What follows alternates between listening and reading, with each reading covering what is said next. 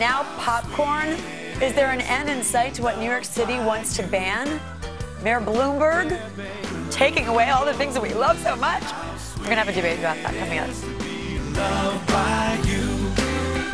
And first soda, now popcorn. Is there an end in sight to what New York City, some here, some of the political folks here, is there an end to what they want to ban? We're going to have a debate about this. You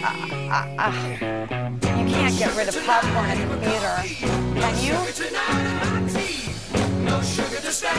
Welcome back. First, there was the push to ban supersized sodas. Now, New York City discussing banning large popcorns, even milkshakes. So is this a slippery slope we're warning about? Joining us now to debate this is senior research analyst at the Center for Consumer Freedom, Justin Wilson, and nutritionist and registered dietitian Laura Cipullo. Good morning to both of you. Good morning. Good morning. Laura, to what end? What's next? Is it pizza? Is it steaks? Is it a large beer? Where does this stop?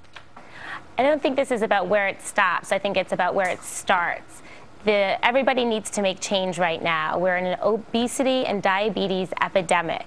So the government is partially responsible for food subsidies, for food stamps, and I think the government needs to step in to make changes for what they've actually caused. So our environment right now in America is toxic to our health.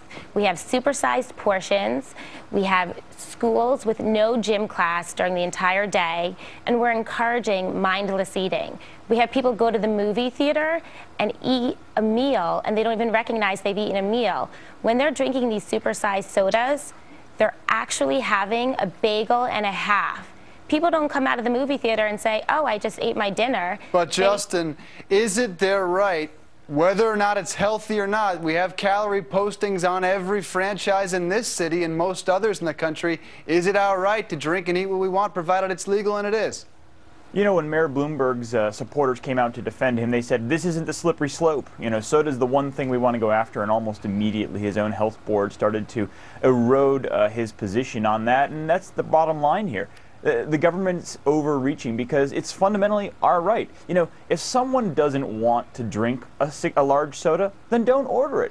But the government has no responsibility to protect us from ourselves. And that's exactly what this policy is doing. It's insulting and paternalistic, and frankly, I think it's going to fail.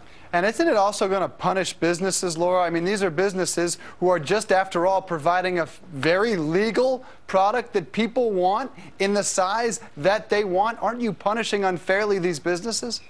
I don't think anybody's being punished here. People can still go out and they can buy multiple sodas if they want to.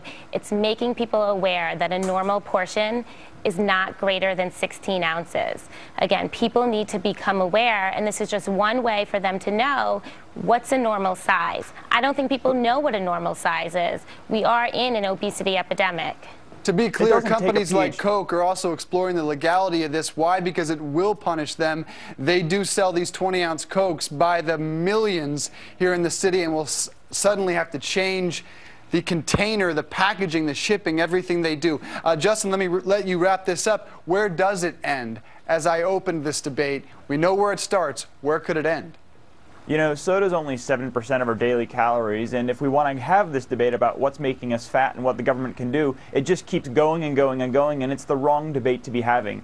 It was personal irresponsibility that caused people to put on the weight, right? There's no one forcing us to drink soda or eat a milkshake. It's going to take personal responsibility, not governmental responsibility, for people to lose weight. And I know it's difficult to get the government to figure out how to make people take responsibility for themselves, but there are policies that the government can do, like putting information on the products like Mayor Bloomberg did a few years ago. But that's where the government should stop. And should stop the government needs to stop treating us like children and treat us like adults and realize that we need to be able to do this for ourselves. If I'm Doritos, I'm worried this morning. They're coming for you, buddy. Justin Wilson and Laura Cipullo, thank you both for joining us. Folks, weigh in on this. What do you think is next, and where should it end?